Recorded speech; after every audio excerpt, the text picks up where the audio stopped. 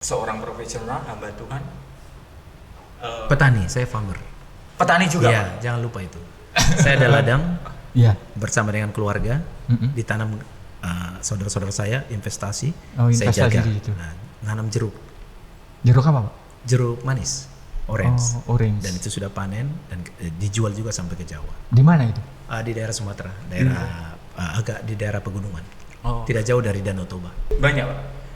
Ya, Ada berapa hektar? saya pikir tidak banyak, sekitar 5 hektar. 5 hektar. Tidak banyak.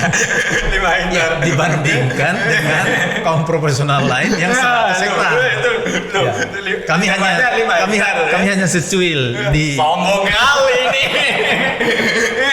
hanya secuil di belantara ladang-ladang orang gitu.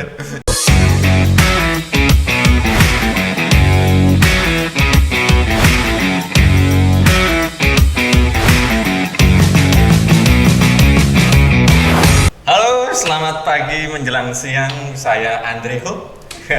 Kali ini kembali lagi dengan podcast kita ya di program The Great Commission University Powered by Unaki. Pada kali ini saya kedatangan seseorang yang jauh-jauh dari luar Jawa. Halo Pak. Selamat pagi, selamat Ya. jumpa Mas Andre. Pak Richard. Apa kabar? Ya, saya pengen tahu Pak. Bapak Richard ini aslinya mana? Kalau asli dari Sumatera, saya lahir di kota Pematang Siantar di Sumatera Utara. Jadi kalau Sumatera Utara ibu kotanya Medan ya. Iya. Jadi kalau orang bilang orang Medan kan begitu. Orang Walaupun sebenarnya kampungnya beda-beda. Paten sekali. Tapi menetap di Medan atau Iya. menetap di Medan? Iya, saya tinggal di Medan. Dulu sih di Jawa, Oh, dulu di Jawa. Iya. Di mana? Pak? di Jawa Timur. Jawa Timur. Iya, Jawa Timurnya? di Surabaya. Surabaya. Iya. Pak, saya mendapat info itu Bapak itu seorang profesional Iya. menjadi pelayan. Iya. Nah, itu gimana Pak ceritanya? Oh ya, jadi semua profesional harus jadi pelayan. Itu sebenarnya.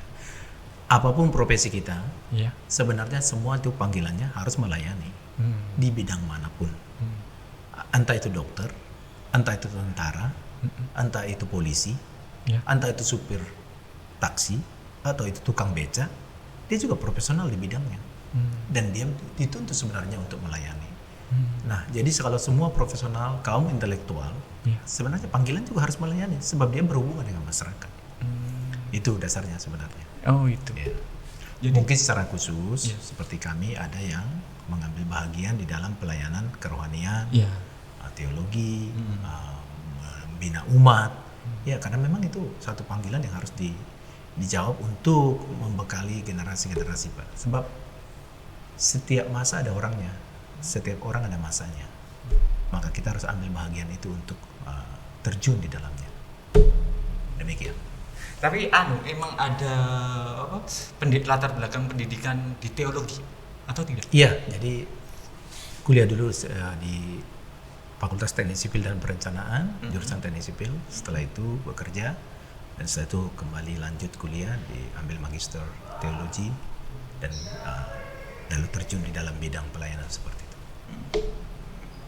Terus tujuan Bapak melayani? Karena kan udah enak ini, jadi profesional, uangnya banyak. Kenapa kok masih mau melayani, menjadi mengembalakan? Itu sudah puluhan orang bertanya seperti itu. Jadi tidak semua pencapaian itu dicapai dengan kepuasan hanya karena mendapat sesuatu dalam bentuk kerja, prestasi, dan juga uang. Maka itu harus ada titik-titik yang harus diisi, dan itu suatu suatu panggilan dan yang membuat kita mengetahui bahwa kita juga harus mengambil bahagian di dalam bidang itu untuk melengkapi yang tadi yang sudah kita dapatkan. Ya, jadi jangan didikotomi antara full timer dan non full timer. Bagi saya tidak. Manusia itu harus semua sebenarnya. Iya. Ibarat kita kalau di rumah itu kan ada teras, Iya. ada kamar mandi, ada dapur, ada kamar tidur. Tidak mungkin kita habiskan waktu di dapur terus. Indah. Ada saatnya kita harus ke sana. Iya. Jadi seperti itu namanya holistik. Iya. Nah, dalam holistik itulah kita bisa bernilai lebih banyak. Bapak ini kan sudah seorang profesional, jadi hamba Tuhan, tapi mengembalakan juga Pak, mengembalakan jemaat. Iya. Kalau saya sih saya jangan dibilang profesional, kalau saya masih belajar. Sampai hari ini saya harus belajar. Iya semua Bang. Iya. Setiap kita masih hidup ya tetap belajar Ya, terus karena ada itu, ilmu jadi update. saya dibilang profesional, saya pikir saya belum pencapaian itu. Tapi saya harus belajar, dan karena itulah juga kunjungan ke daerah seperti ini, ke beberapa daerah di Indonesia dan ke beberapa negara itu memperkaya kita untuk kita bisa tetap belajar, mengevaluasi dan mengembangkan dan membangun jejaring. Itu sebenarnya. Tapi menurut Bapak sendiri seorang profesional itu dikatakan profesional itu kategorinya seperti apa sih Pak? Tidak akan pernah dia lulus profesional, sebab dia harus tetap belajar di bidangnya itu pun tidak akan pernah dia tamat menjadi profesional. Contoh, seorang penyanyi tidak akan selesai dia walaupun dia sudah juara, sudah mendapat award, sudah mendapat pencapaian, tidak, dia akan tetap belajar. Nah, jadi tetap di dalam profesional itu dia harus menjaga kembali kemampuan dia, ilmunya, etikanya, supaya dia tetap, kedua, jangan sempat dia merasa diri lebih hebat sehingga dia tidak mau lagi belajar dan membedakan dia dengan orang lain. Seorang profesional hamba Tuhan. Petani, saya farmer. Petani juga Ya, Pak? jangan lupa itu. Saya ada ladang Iya. bersama dengan keluarga, ditanam saudara-saudara saya, investasi, Oh, saya investasi jaga. di situ. Nah, nanam jeruk Apa Pak? jeruk manis, orange. Oh, orange. Dan itu sudah panen dan dijual juga sampai ke Jawa. Di mana itu? Di daerah Sumatera, daerah agak di daerah pegunungan, Oh. tidak jauh dari Danau Toba. Untuk penyebaran itu pemasarannya?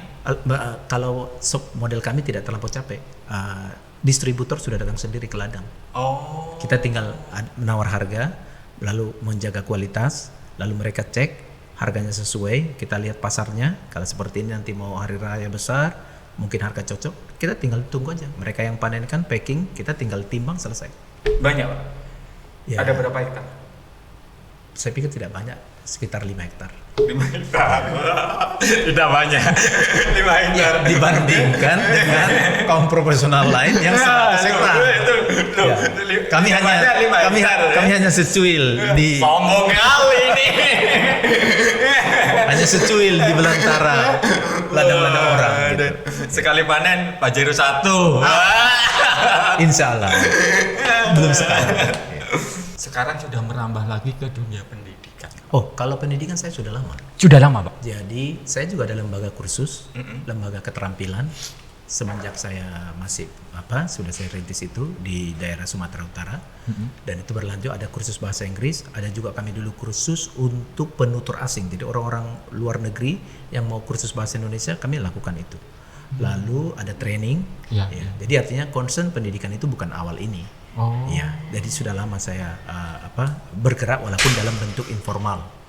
Nah, dalam bentuk formal seperti ini memang ini juga satu concern, sebab begini, lembaga-lembaga keumatan, lembaga-lembaga kerohanian atau lembaga-lembaga keagamaan itu tidak lepas dari unsur pendidikan. Sebab umat itu kalau tidak mengecap pendidikan, dia akan sulit untuk berkembang. Karena bagaimanapun pendidikan itu masih salah satu cara untuk mengajar kita berpikir lebih baik, berpikir lebih berwawasan luas, dan meningkatkan ekonomi dan juga kemampuan kita untuk mengembangkan. Karena tidak semua lembaga keumatan itu mampu mempunyai lembaga pendidikan. Makanya disinilah kita pentingnya kolaborasi dan kerjasama. Nah, seperti Unaki ini menjadi satu bagian partner, gitu kan?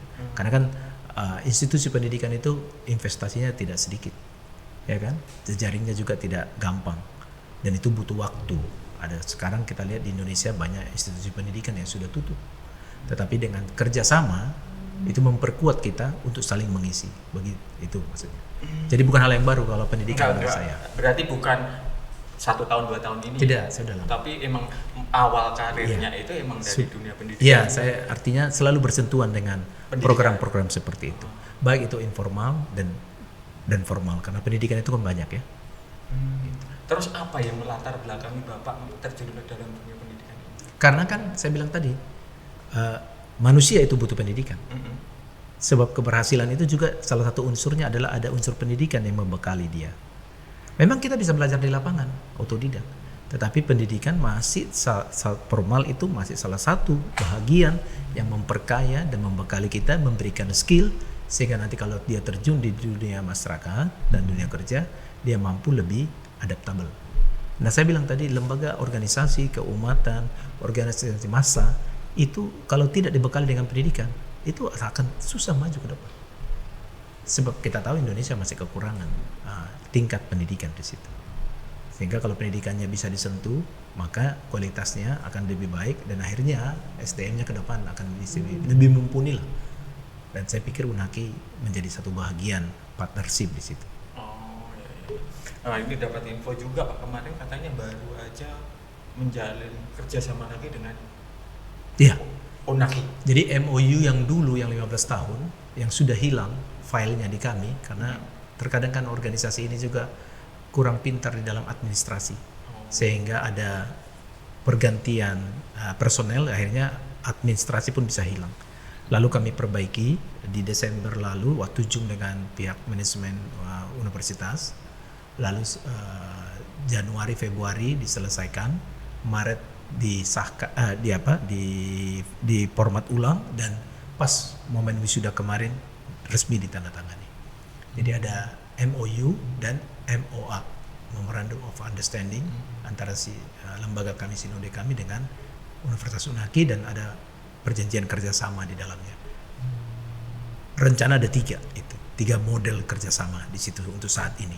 Menyusul nanti ada rencana kerjasama lagi yang lain yang memang coba kami tawarkan berbeda dibandingkan kerjasama MOU yang sudah dilakukan pihak universitas dengan lembaga keumatan yang lain yang pernah ada. Tadi ada 3 itu. 3 itu apa aja? Yang pertama itu adalah MOU-nya tentang mahasiswa atau putra-putri daerah yang dari Sumatera dan dari beberapa daerah lain untuk program kuliah dan kerja. Kuliah dan kerja. Ya, jadi mereka boleh bekerja di beberapa perusahaan atau industri dan mereka tetap harus kuliah sehingga diperkirakan di dalam program 4-5 tahun mereka boleh lulus sarjana dari Unaki dan mereka boleh dapat pengalaman kerja dan juga mereka boleh mendapat semacam gaji yang bisa mendukung biaya hidup dan juga uang kuliah. Ya kita berharap perusahaan tempat mereka bekerja ya bisa langgeng ya sampai 4-5 tahun. Tapi kalaupun harus pindah perusahaan di dalam perjalanan kuliah itu kan bisa juga dipahami. Begitu. Lalu yang kedua ada perjanjian kerjasama yang tidak kuliah.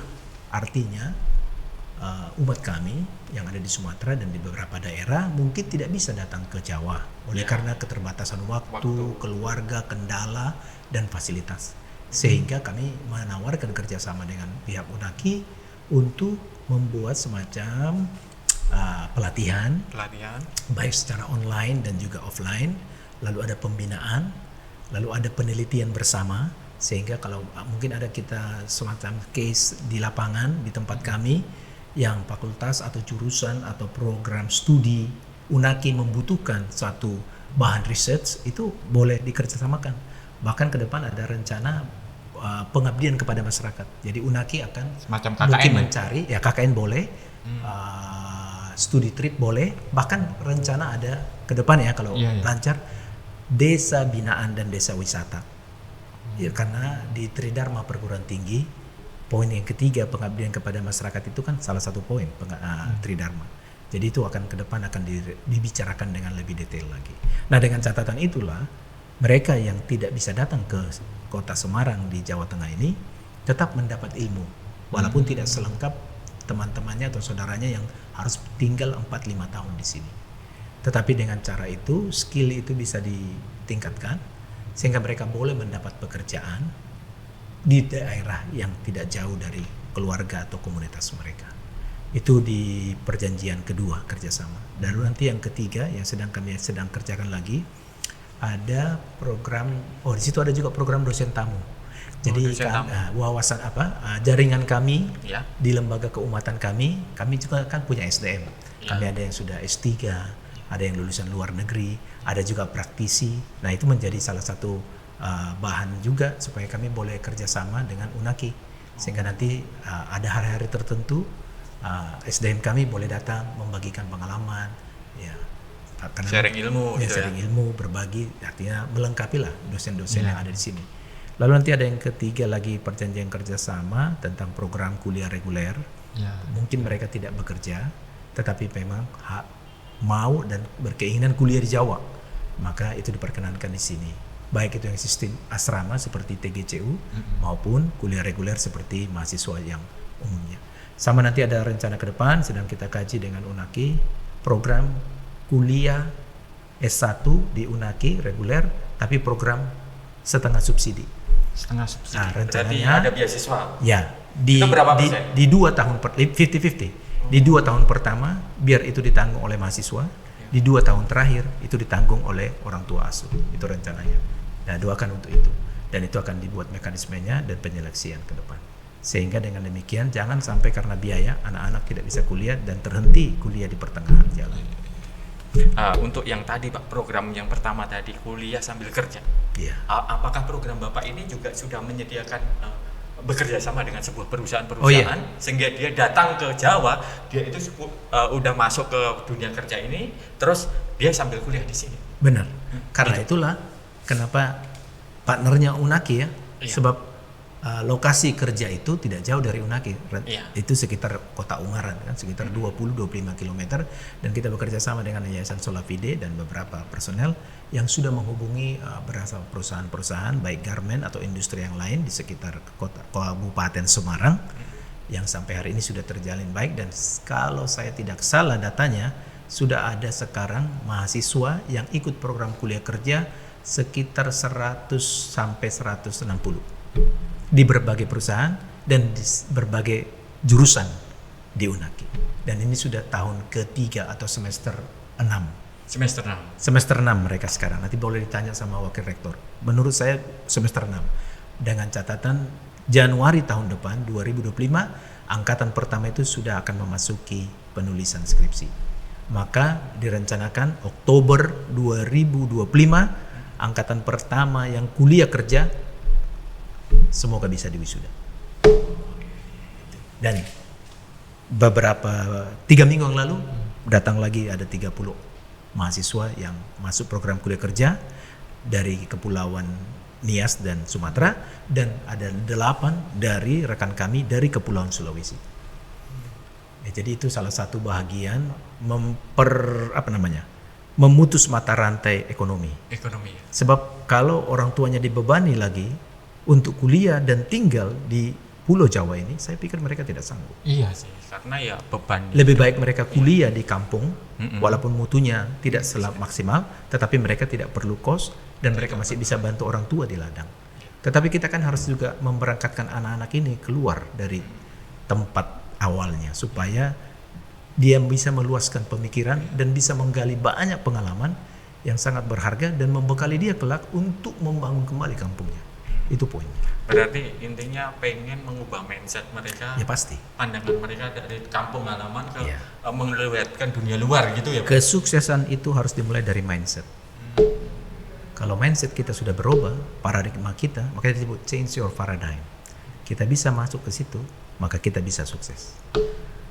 Apapun yang kita kerjakan, kalau mindset kita tidak berubah, selalu kita akan menjadi pihak yang kalah dan tidak pernah jadi pemenang. Nah, terus untuk mereka kuliah sendiri Pak, mengatur kuliah dengan kerja, apakah itu memang sudah Memang diatur dari? itu tantangan, karena aku kerja juga capek, Ya. belum lagi sistem kerja kadang berdiri. Ya. Itulah sebabnya pihak UNAKI memberikan fleksibilitas, ada kuliah tatap muka dengan dosen, ada kerjaan tugas, ada kuliah Google Classroom, ada semi online, dan mungkin tugas-tugas bisa karena ini kan zaman teknologi ya, Ya. apalagi setelah COVID tidak ada lagi ruang batas-batas, Semua bisa interaksi maka lah. media yang bisa dipakai. Dan kami sih selalu mengingatkan bahwa tujuan anak-anak kami yang program yang pertama itu tidak hanya datang untuk kerja, tetapi juga untuk kuliah. Sehingga dengan demikian investasi waktu mereka di 5 tahun di Pulau Jawa ini tidak boleh sia-sia.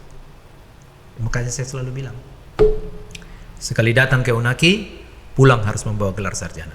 Oh, berarti pulang harus bawa Yes. ijazah. Ditekankan itu. Harus gitu. Tapi menurut pandangan Bapak sendiri, kuliah yang maksimal itu online atau offline? Harus campur. Campur, Dua-dua. Dua-dua ya. Karena kalau bekerja kan ada batasan waktu, ada batasan tempat. Ya, ya. Jadi boleh dua-dua. Model Indonesia kemungkinan masih suka bertemu. Sebab kita itu orang yang suka sosialisasi. Iya. Kalau orang asing Interaksi gini itu ya. lebih, kalau orang bule mungkin lebih individual. Oh, gitu. Terkadang kan kita juga membangun jejaring waktu kita ketemu dengan kawan, ngobrol, mengerjakan tugas, ya. Tapi untuk tahap-tahap tertentu dan jurusan tertentu online sangat diperlukan. Terutama untuk jurusan tertentu. Contoh, ada seorang dokter mau mempelajari bagaimana mengablasi jantung. Dia tidak mungkin pergi ke Amerika karena biaya dan segala macam. Ya sudah, itu harus online dengan video dan segala macam media. Dan ilmu itu bisa didapatkan oleh dia. Itu karena tidak ada ilmu itu mungkin di Indonesia, ya kan? Jadi kita tidak boleh membatasi. Karena kan pendidikan itu tanpa tembok sebenarnya, bisa dimanapun. Berarti Iya. sah-sah saja sih. Ya itu regulasinya ditanya kementerian. Kalau saya memang harus menginginkan harus seperti itu. Iya. Dan sekarang dengan teknologi dan media yang begitu terbuka, sebenarnya orang bisa mendapatkan ilmu di mana saja kan? Iya sih. Iya. Sekarang juga banyak yang belajar dari YouTube. Iya. Itu. Cuma secara ijazah tidak dapat, Enggak. kecuali hanya belajar otodidak seperti itu dari YouTube. Iya. Iya. Terus yang kedua itu tadi kan untuk program 50 ya? Ya itu ada rencana program subsidi. Subsidi tadi. Dan itu masih dikaji, pihak UNAKI nanti akan kita diskusikan bagaimana mendapatkan donatur atau orang tua asuh. Tapi itu mungkin belum bisa diekspos sekarang dan kita masih harus menyeleksi. Mungkin tidak bisa tahun ini itu diluncurkan, tapi mungkin tahun ini boleh digodok dulu proposalnya supaya nanti juga kan dari sekian mahasiswa ini tiba-tiba di perjalanan kendala ekonomi keluarga jangan sampai dia terkendala selesai. Yang penting dia serius dan ada nilai yang didapatkan dia, artinya bukan main-main, bukan sekedar hanya kasih subsidi sehingga semua orang boleh dapat, jangan. Itu sebenarnya. Dan biasanya beberapa kampus di luar negeri melakukan itu. Sehingga kenapa bisa orang Indonesia, kalau kita lihat sejarahnya kan banyak yang dapat subsidi juga, Iya makanya sih. mereka bisa mengecap pendidikan. Iya. Ya. Sekolah gratis itu ada baiknya, ada juga tidak baiknya. Jadi itu harus dikombinasi. Baiknya apa, Pak? Baiknya memang dia tidak keluar biaya. Iya. Tapi terkadang ada juga orang menjadi main-main karena ini gratis pikirnya. Jadi Tidak baiknya itu berarti. ya jadi harus dididik. Kalau dia dapat sesuatu dan kalau apalagi kalau dia dapat beasiswa yang seperti itu, Iya. itu tanggung jawab masih makin besar loh Mas. Iya, Dibandingkan dengan itu biaya keluarganya. Jadi kalau anak itu nanti lulus dia dan ada programnya situ subsidi, maka dia besok lulus harus bertanggung jawab membantu lagi orang yang seperti dia dulu boleh kuliah. Artinya kalau dia lulus sarjana bekerja jadi profesional dapat rezeki, dia harus bukan membalikkan, dia lakukan hal yang sama. Itu baru namanya duplikasi. Berarti mata rantai. Iya. Sehingga keberhasilan dia tahu ada orang menolong dia di sana. Iya. Nah besok dia kalau sudah sukses dia harus lakukan yang sama kepada orang. Maka bergulir menjadi suatu bola snow ya kan, bola salju yang bagus. Nah, untuk program Bapak ini sampai saat ini berapa Pak mahasiswa yang Iya. sudah masuk? Saya katakan terakhir saya jumpa dan besok saya akan jumpa lagi mereka di Kota Ungaran. Kemungkinan sudah mendekati 150 150 orang. untuk beberapa angkatan. Jadi kalau sekarang semester 6 berarti angkatan ketiga mau angkatan keempat lah ini. Itu untuk daerah mana aja? Itu datang banyak dari Sumatera Utara. Lalu sekarang kemarin ada datang dari Sulawesi, dari kepulauan Kabupaten Banggai Kepulauan. Dan mayoritas masih dari Medan. Dari Sumatera Utara. Sumatera Kepulauan ya. Karena Sumatera Utara kan terdiri dari 33 kabupaten kota. Dan kemarin saya juga ada jumpa mereka tidak hanya di UNAKI kuliah, tapi juga ada dari Boyolali. Dari Universitas Boyolali, tapi mereka ikut bekerja karena pekerjaannya tidak jauh dari pabrik sekitar itu. Jadi mereka join dalam perkumpulan atau paguyuban mereka. Oh, gitu. Tapi mayoritas di UNAKI. Mayoritas minat. Nah, untuk kesulitan sendiri untuk menyosialisasikan program ini bagaimana, Pak? Iya, yang pertama kan harus memberitahu kepada komunitas kami di Iya. lingkungan gereja, kepada orang tua. Yang kedua, meyakinkan mereka bahwa anak-anak ini kalau boleh supaya menambah ilmu dan menambah wawasan dan juga itu tadi jejaring boleh diikutkan. Nah, jadi peran kami kaum rohaniawan juga harus mengingatkan dan mendorong lah. Iya. Dan diharapkan SDM anak-anak muda itu boleh meluangkan waktu untuk bisa mengikuti program ini, baik yang kuliah kerja maupun yang kuliah reguler nanti, atau juga ada kelas karyawan juga, karena kan jejaring kami juga kan ada saja keluarga atau famili kami yang sudah tinggal di Jawa ini, yang memang dulu perantau tapi sudah bekerja, lalu kami kasih informasi ini. Ya. Minggu lalu waktu saya ada tugas juga di satu gereja, ya saya sudah bagikan informasi itu, walaupun itu gereja yang berbeda dengan organisasi kami. Ya. Ngomong-ngomong komunitas tadi, Pak, ngomong-ngomong komunitas itu perjumpaan mereka tiap apa? Ketika dia kumpul untuk bersosialisasi antar mahasiswa ini tadi. Yang mahasiswa yang sudah ikut, yang sudah datang ke Jawa ini. Iya, mereka karena tinggal di mes atau di rumah yang dikontrak, maka mereka ada kumpulan di setiap tempat tinggal. Jadi beberapa lokasi itu kami ada punya. Kalau saya tidak salah mungkin lebih dari 4 lokasi penginapan. Jadi ada yang 30 orang di satu lokasi, ada yang 40, ada yang 20 begitu. Nah, ada program pembinaan juga malam hari di 1 kali seminggu atau apa. Supaya pembinaan rohaninya. Ya, supaya mereka juga jangan karena kan kalau sudah bekerja ini terkadang orang lupa. Ada yang lupa asik, lupa juga kuliah. Iya, betul. Lupa juga berdoa. Karena sudah punya uang, Pak. Jadi kita harus ingatkan, apalagi kan orang muda. Iya. Namanya muda kan selalu ada tantangan, godaan, ada juga ketertarikan. Jadi kita harus coba. Makanya ada sistem mentorship lah. Dan itu walaupun tidak maksimal seperti model TGCU yang di asrama ya. Tapi itu kan harus tetap dijalankan. Kita ke biaya. Ya. Biaya pendidikan. Kalau Unaki sudah ada jelas di sini kan? Nah, uang pangkal, uang ini, semua beda jurusan ya. Nanti bisa tanya Ibu Wakil Rektor. Kalau jurusan IT mungkin berbeda karena ada praktikum, ya.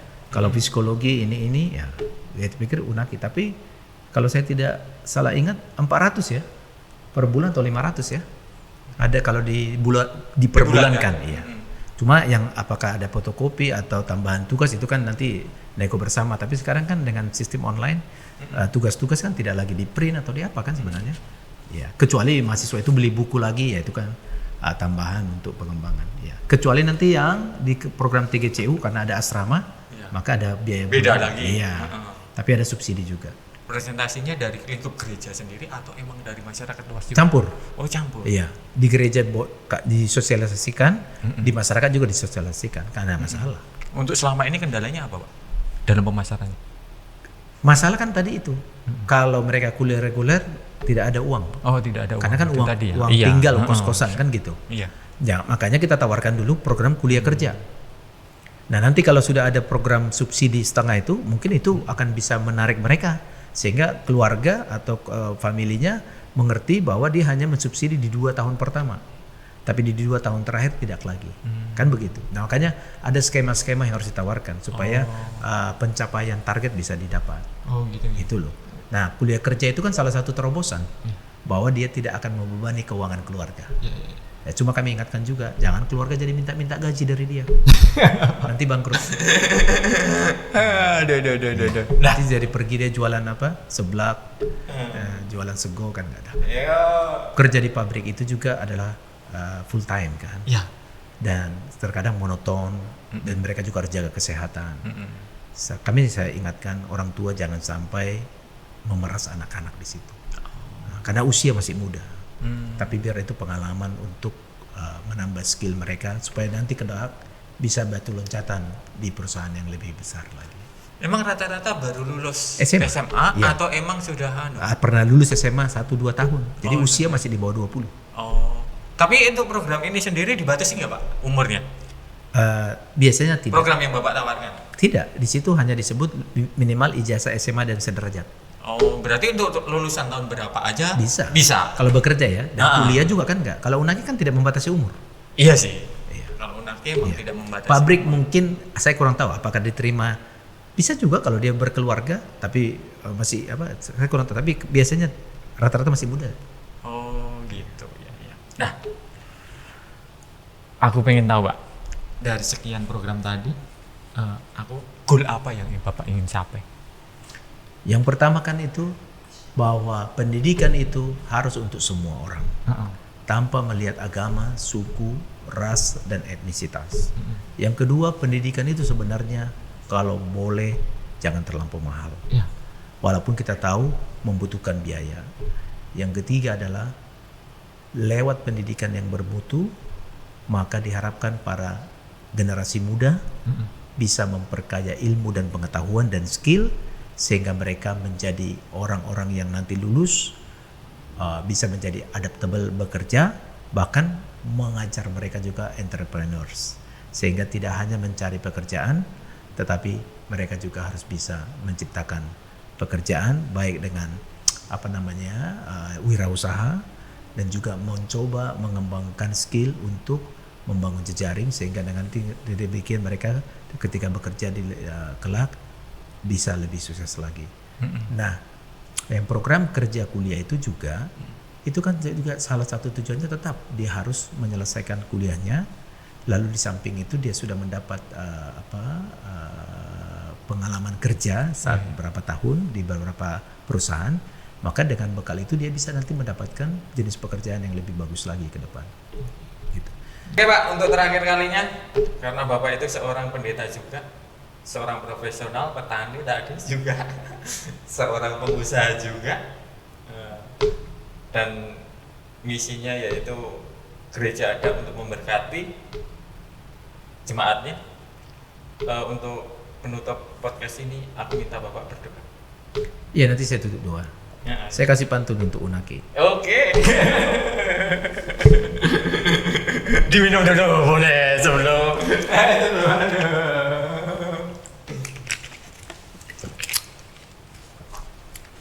Berpetualang ke laut samudra, Cakep. melintas malam di sinari bintang. Oke. Selamat datang di Unaki yang tercinta, Oke. Unaki yang hebat, Unaki yang cemerlang. Siap. Itu yang pertama. Tepuk tangan. Yang kedua, Ya. pergi ke Aceh membeli bunga kertas, Oke. pulangnya ke Semarang membeli kaos kaki. Kaos kaki. Agar pendidikan ini lanjut terus, Ya. mari kuliah dan bergabung di Unaki. Asik. Oke teman-teman, untuk semua yang mau ikutin program atau pendaftaran kuliah di Universitas Aki, sudah ada kontak personnya, tinggal hubungi aja marketing kita. Nah, sebelum kita tutup, kita mau berdoa dulu karena Bapak Richard ini adalah seorang pendeta. Aku minta doa untuk ke depan, Pak. Untuk kemajuan Unaki, program-program yang ada di Unaki, ya. Terus untuk keberlangsungan pendidikan di Indonesia ini, dan untuk kesehatan semua orang atau staf-staf yang ada di Unaki. Gitu aja, Pak. Oke, Pak. Kita tutup dengan doa. Kita doa. Oke. Kami bersyukur kepada Tuhan untuk pertemuan ini di kampus Unaki. Kami berterima kasih Tuhan hadirkan institusi ini di Indonesia untuk boleh menjadi berkat dan memberkati. Bahkan Tuhan akan pakai ke depan untuk lebih lagi menjangkau banyak orang-orang, anak-anak muda, sehingga dibekali dan juga dibini di sini, sehingga menghasilkan generasi emas untuk Indonesia di masa depan. Kami berdoa untuk setiap program studi yang ada, untuk setiap dosen, tenaga pendidikan, bahkan mahasiswa yang sedang kuliah di sini. Kiranya hikmat dan bijaksana dari Tuhan membekali sehingga proses pendidikan Tridharma Perguruan Tinggi berjalan dengan baik di tempat ini. Kami berdoa juga untuk program perekrutan kerjasama dengan berbagai lapisan masyarakat di seluruh Indonesia, baik organisasi keumatan, organisasi massa, dan lembaga-lembaga sosial yang lainnya yang boleh bekerja sama dengan Unaki, sehingga itu menjadi suatu kolaborasi dalam peningkatan mutu pendidikan ke depan. Kami berdoa untuk pengembangan fasilitas. Kiranya Tuhan boleh melengkapi kembali akan fasilitas-fasilitas yang lain di tempat ini. Berdoa juga untuk setiap jurusan yang ada di program studi di Unaki ini, sehingga setiap dosen dan setiap mahasiswa, kami berdoa untuk perencana mahasiswa-mahasiswa baru di tahun 2024 ini, Kami berharap Tuhan boleh membantu dan mengirimkan akan mahasiswa orang-orang muda yang boleh bergabung di kampus ini menjadi satu keluarga besar di Unaki. Kami berdoa untuk setiap fasilitas yang ada, program-program pengembangan, baik di asrama, TGCU, begitu juga dengan program sosial media ini, podcast, yang boleh membekali dan boleh mengembangkan jejaring juga. Kami berdoa untuk kota Semarang ini, di tengah banyaknya setiap kampus dan universitas, biarlah menjadi satu partnership dalam pengembangan pendidikan. Berdoa bagi setiap provinsi dan kota kabupaten di Indonesia, sehingga anak-anak muda yang sedang belajar datang ke Pulau Jawa ini boleh mendapat ilmu, pengetahuan, dan teknologi dan wawasan yang luas.